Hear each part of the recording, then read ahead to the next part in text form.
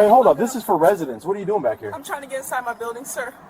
Can you step aside, please? Doesn't look like you belong here. You got ID for this place? I live here. This is my key. Just let me through. Let's see it. Okay, watch. What? She's good. Miss. A woman in a wheelchair rolls up to her own building in the rain. She taps her fob. Beep. Green light. Door unlocked. A patrol car slides in. An officer blocks the ramp and says she's trespassing. She shows the fob again. He calls it suspicious. Phones rise. One word, non-compliant, turns a simple beep into a standoff. And what happens next is even more shocking. But before we explain exactly why that moment explodes, we have to go back to the beginning. Night rain. Streetlights shine on wet concrete. A wheelchair hums over the ramp, small drops ticking off the wheels. Maya taps her key fob to the reader by the front door of her own building. Beep. Green light. The lock clicks like a seatbelt. A police car eases to the curb. The wipers beat. An officer steps out, palm raised. "Ma'am, you can't be here." Maya blinks. "I live here." He looks past her at the quiet lobby. His hand rests near his radio. "We got a call. Suspicious person trying doors." The fob is still in Maya's gloved hand. She holds it up. "This is my key." The officer watches the LED as if it's a trick. "I'll need ID. Step aside while I check." She can't step aside. She's in a wheelchair. The doorway is narrow. The rain is getting heavy. The stakes are simple and sharp. Is Maya trespassing in her own building? Or is this a failure to understand access, disability, and basic respect? Most buildings like this one use a key fob system. Each fob is linked to a person and a unit. When you tap, the system logs time, door, and fob number. If the light turns green and the lock opens, the system believes you belong there. Trespass is not a mystery word. It means being in a place without permission. A valid lease is permission. A working fob is permission. These things talk to each other. Tenant list, access system, and the person holding the key. Why this matters. A misunderstanding at a door can turn into a police stop. A police stop can turn into an accusation. An accusation can turn into a record, a clip, a headline, even when all it took to solve it was a quick check of the log and a respectful question. Maya is in her late 20s. She's a graphic designer who likes quiet nights, hot tea, and plants in the window. She uses a wheelchair after a spinal cord injury. She moved in last month. She keeps her key fob on a bright red lanyard so she can grab it quickly. Officer Reed is mid-30s, 2 years on patrol. Good at traffic, fine on noise complaints, uneasy when something feels off. He's used to doors that either open or don't. Gray areas make him slow down, but not always in the right way. Sam, the property manager, is the person who can answer every question in 60 seconds. Who lives where? Whose fob is active? What the cameras saw?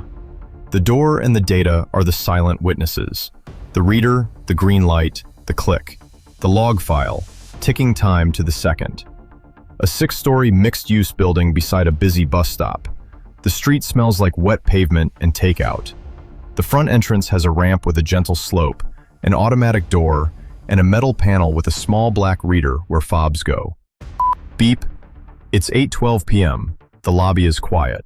Mailboxes line the right wall. An elevator waits with a soft ding.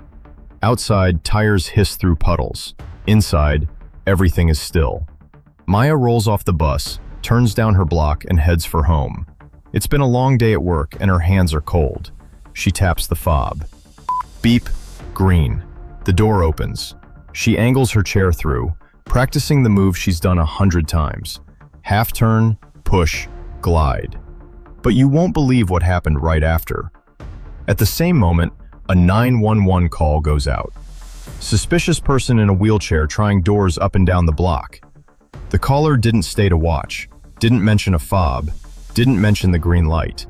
They just saw movement in the rain and felt uneasy. A patrol car pulls up. Officer Reed steps out.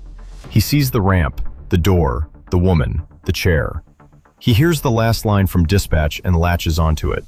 Possible trespass. "Ma'am, I need to see your ID."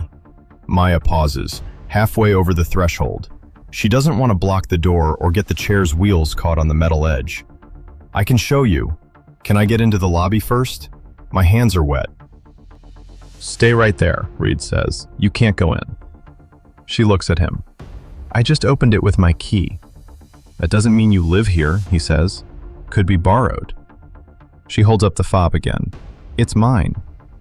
But that wasn't the worst part, because Maya retrieves her wallet from a small side pouch. It takes a minute. Everything takes a minute when you need both hands to steady yourself and you're balancing a bag on your lap. Reed watches, rain tapping his shoulders.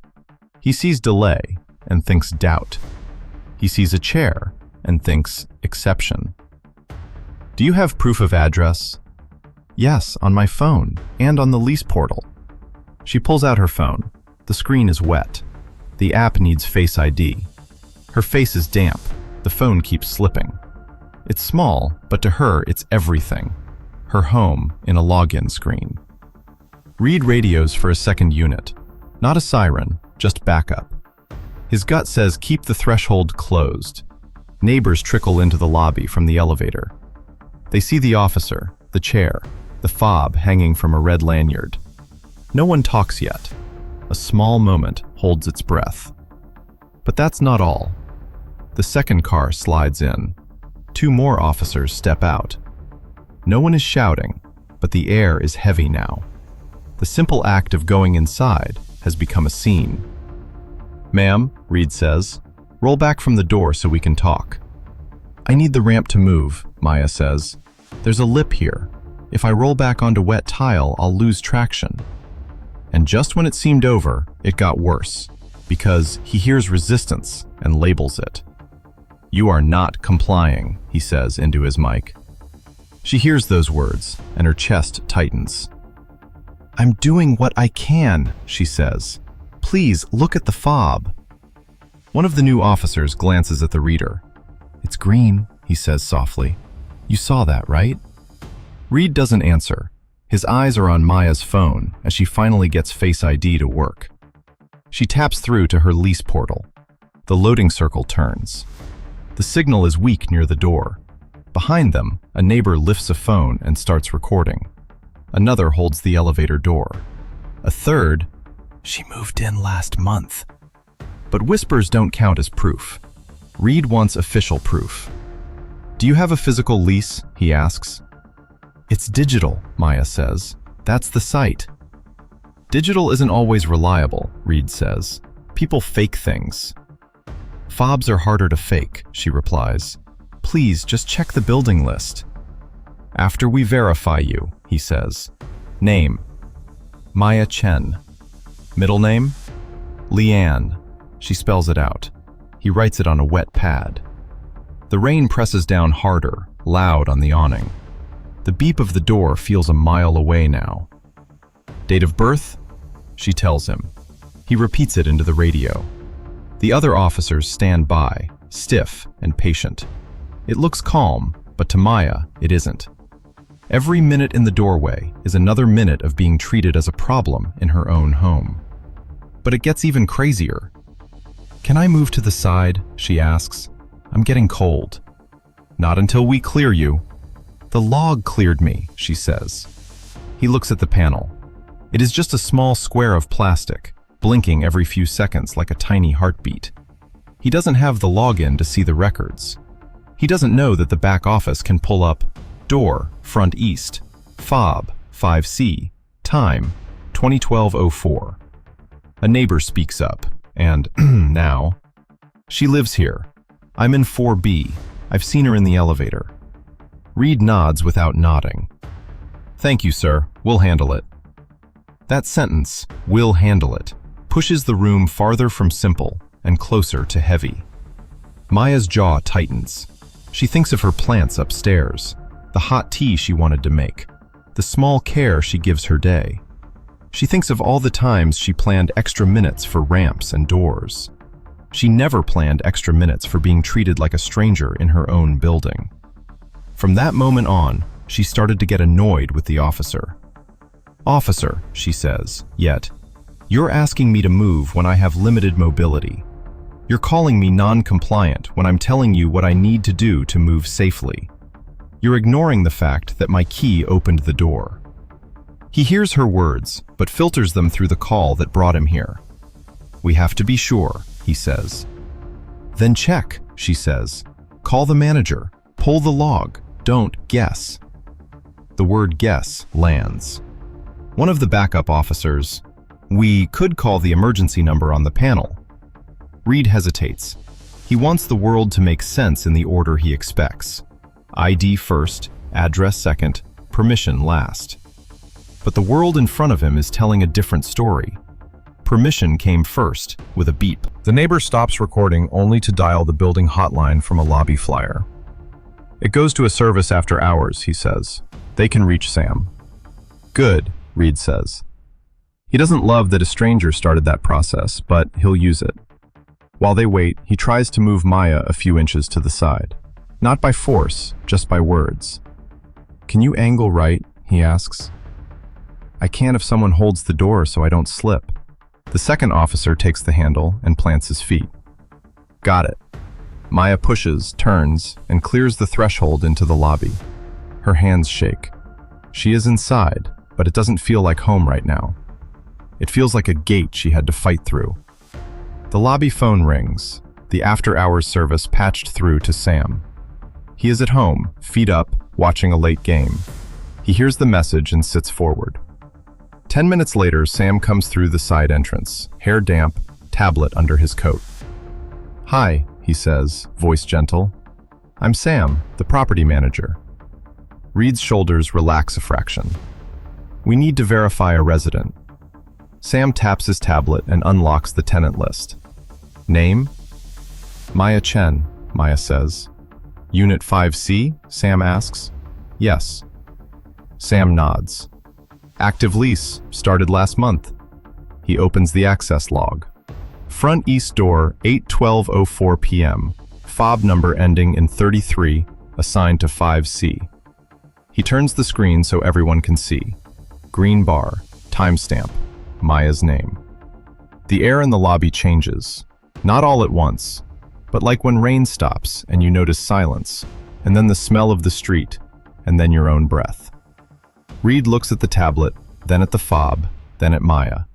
Something unclenches in his jaw.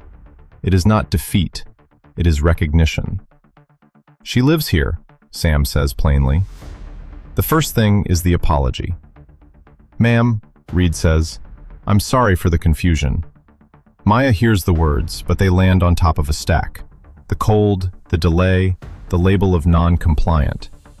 She nods, but her eyes are tired. The second thing is the review.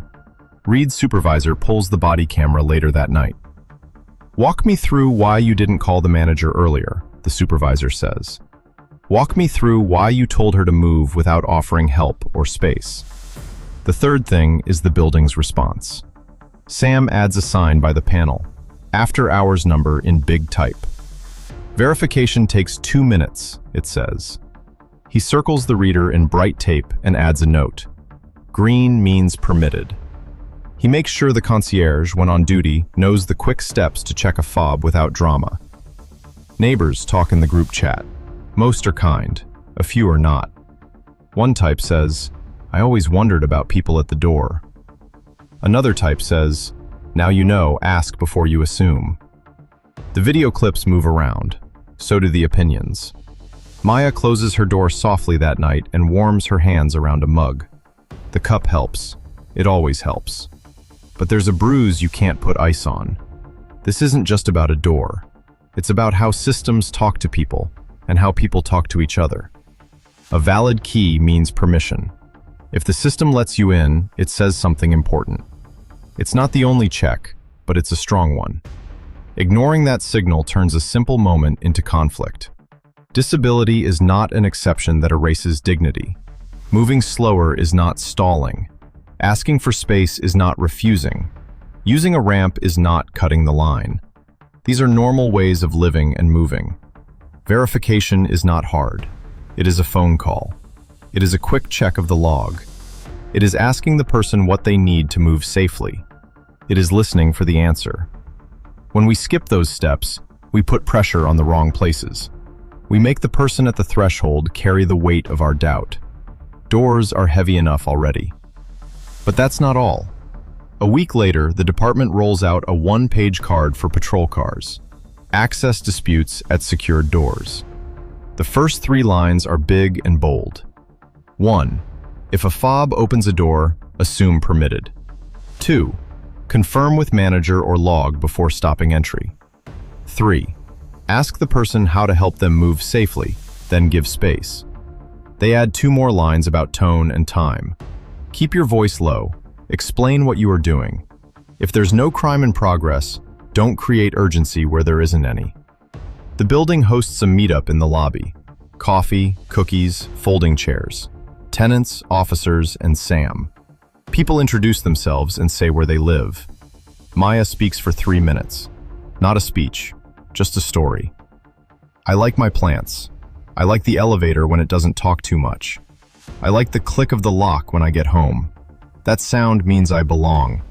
Please hear it when it happens. Reed listens. He doesn't argue. He doesn't defend. He says, I didn't see it the way you lived it. I'm trying to change that. But this is where it all changed, because 2 weeks later, he's back at the building on a different call. An alarm tripped on the rear door. False alert. He walks through the lobby and sees Maya by the mailboxes. He stops at a respectful distance. Evening.